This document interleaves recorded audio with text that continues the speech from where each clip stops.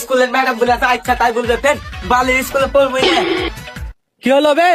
আমার বাল হলো। কি হলো সেটা বলিস না কেন বে? তেমন কিছু না, ম্যাডাম বলে স্কুলে ভালো করে লেখাপড়া করলে নাম্বার দিবে। ম্যাডাম তো ঠিকই বলেছে রে।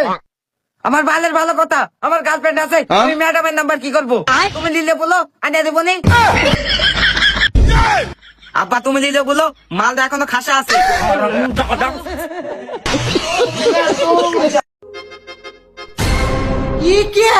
তোর মতন সাল আমার দরকার নাই, তুই বাইতে পারা। কি ব্যাপার চাচা, আপনার সাউলে কামা করে বাড়ি থেকে বাইর করে দেন কে? তুমি কি জানো ভাইস্তা ওই কি করেছে? কি রে, কি হয়েছে? আজকালকার যুগে মানুষের ভালো করতে নাই। ওই লোক, ওই আমার বাপ। হ্যাঁ তো কি হয়েছে?